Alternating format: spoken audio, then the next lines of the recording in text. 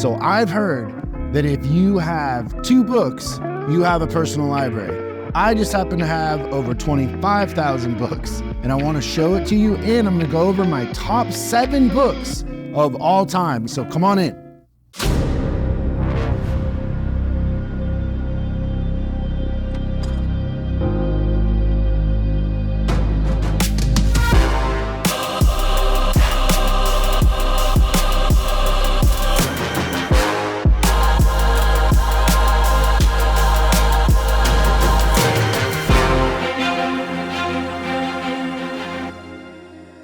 Welcome. This is the first video, Syndicate X Library. The goal of this channel is to pass along information that we learn from books, to recommend books, and also share some lifestyle things like music, vinyl, tequila, cigars. But the heart and soul of this channel is going to be books. This channel is about sharing the information in books that have made an impact on me, that have changed my life, and hopefully starting a conversation with you. The list that we're going to go through today, the top 7, these are my favorite books. This list is about kind of giving you a little insight into who I am, and I'm going to share why they've had an impact on me. Let's get started.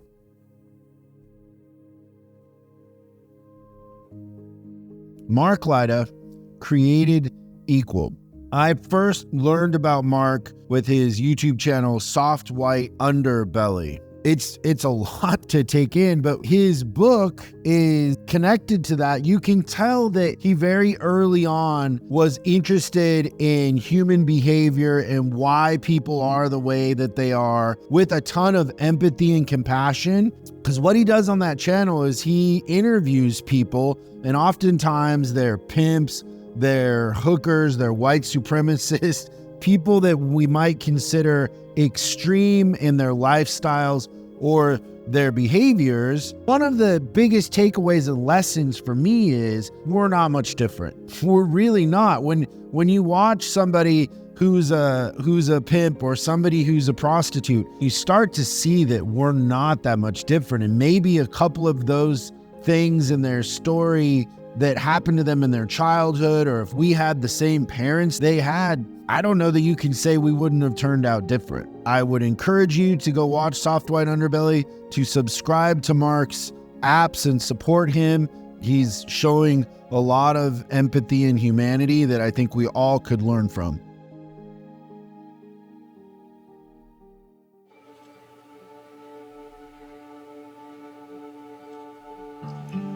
Mark Lanigan, Sing Backwards and Weep.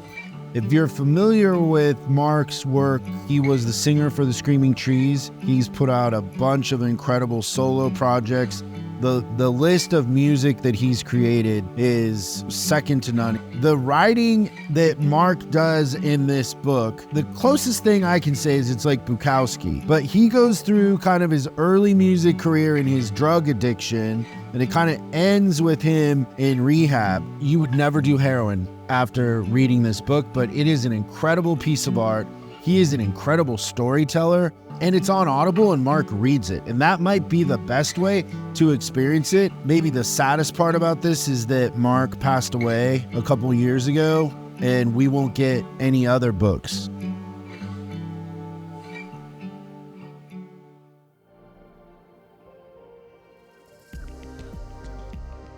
Albert's Interaction of Color. I stumbled on this book when I was studying color to try to get better with my paintings. Come to find out, Albers came over from Germany during World War II and ended up teaching at Yale for a couple of years. His gift to the students and to Yale was this book. It's way more about the psychology of color than it is color itself. He wanted students to understand, like, how do you make 3 colors look like 2? How do colors interact? He used to do this with his students where he would put a red Coke can and he would ask everybody to study the red, the Coke red. It's a famous red, right? And then he would take the can away and he would put up 12 different reds and he would ask the students to pick the red that was the Coke can. People couldn't get it right. And the lesson was that we all experience color different. the distance, the lighting, all of it has an influence in how we interact and perceive color. We all think that we see red the same. We think that the red that I see is the same red that you see, but that's just not the truth. And that's why I have the book in psychology.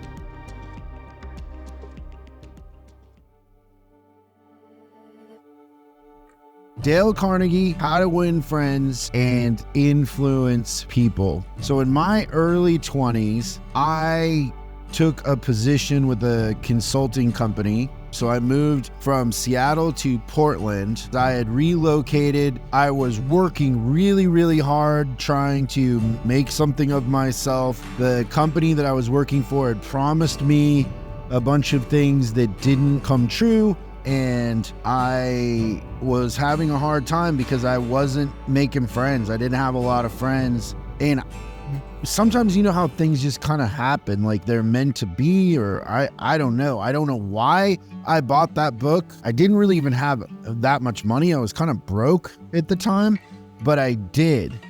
And I just right there on a bench started reading it. And the whole book is really just stories about different situations, but by the end of it, I was crying. Like I was the problem. I saw everything from my point of view and I wasn't seeing it from others' point of view. Years later, I made it required reading when I was running this business. I had like 420 employees. I made it required reading for all new employees, which was a hard thing to execute. HR would give people the book and then I would ask them what they learned from the book, and of course varying degrees of participation. But I remember one time the HR department was out of the books, and kind of to make a point, I said, well, I'll pick up some more of them on my way home. And I went to the Borders in Orange County and they had a handful of them. I grabbed them. I'm waiting in line. I go up to the front and the cashier there was a younger kid. He had the plugs, that stretch your ear. He had a nose ring. He had a mohawk. He's checking me out and he goes, I read this book, pretty good. And I go, oh, really? He goes, you just got to realize one thing. Everybody's walking around with a big me on their forehead. And that's really the truth. Everybody's walking around with a big me on their forehead. And if you want to make friends and you want to influence people, you got to forget about your me and you got to focus on their me.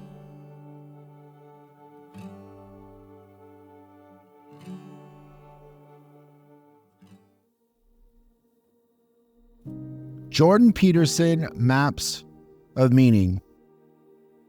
I have a really soft spot for Jordan Peterson. I feel like he's the father figure I never had. When people say things about him that are derogatory or kind of judgmental, I feel like they are paying attention to what he's saying, because he's so sweet and so thoughtful in what he says. But Maps of Meaning, I got this book before Jordan was famous. I don't know how I landed on it. Now in hindsight, because this is the first edition of the book when he was still at Harvard, I think, there aren't that many of this book in circulation. I highlighted all over the thing and wrote notes in it. But it is my personal book and I love it. It's a dense book. I would encourage everybody to pick it up. It starts off talking about culture. In business, culture is the most misunderstood thing, because we think culture is, why aren't my employees happy? That isn't what culture is. Culture is about law and order and structure. It's an incredible book, and my favorite book that Jordan does. I owe a lot to him, not just because of this book, but because of his videos. He's put his Maps of Meaning course from Harvard and from Toronto up on YouTube. You can watch it. He's a beautiful human being, and we are lucky to have him in this time.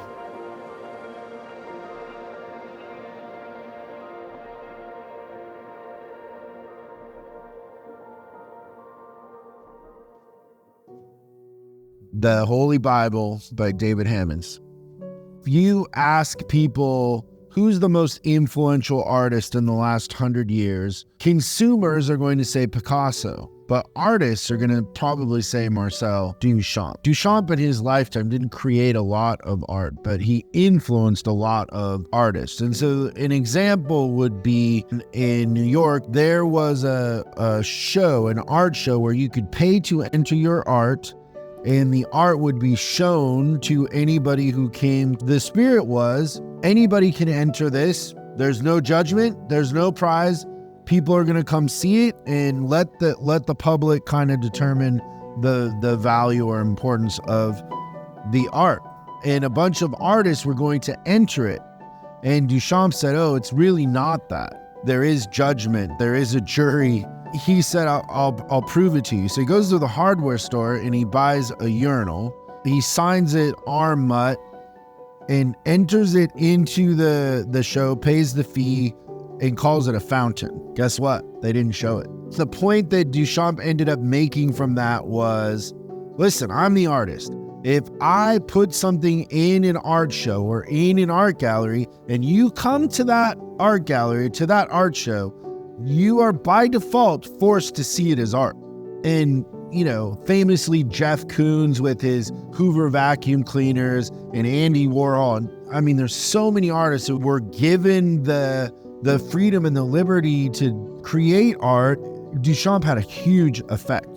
David, in this book, as a tribute to Duchamp, he took the book that has all of Duchamp's artwork in it and then recovered them and put a really cool leather cover on it that says the Holy Bible. The idea behind that, the execution of that, it's genius.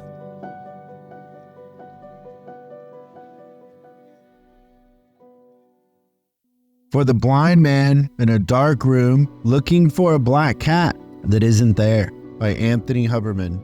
I was at Arcana Books one day and Lee, the owner, was talking to me and I said, Lee, like, what's new and interesting? And he goes, you know, I don't know if you would like it, but there's this one book. I really bought it on a leap of faith, Lee's recommendation, because I didn't get it in the moment because it wasn't like a normal book. And I started reading it, and I mean, first of all, the message in the book is the idea that at the end of the day, the blind man might have the advantage over the rest of us that can see. And the reason why is because the blind man is putting in the work, because they have to really apply themselves to a situation that is 10 times the work as it is if you can just see.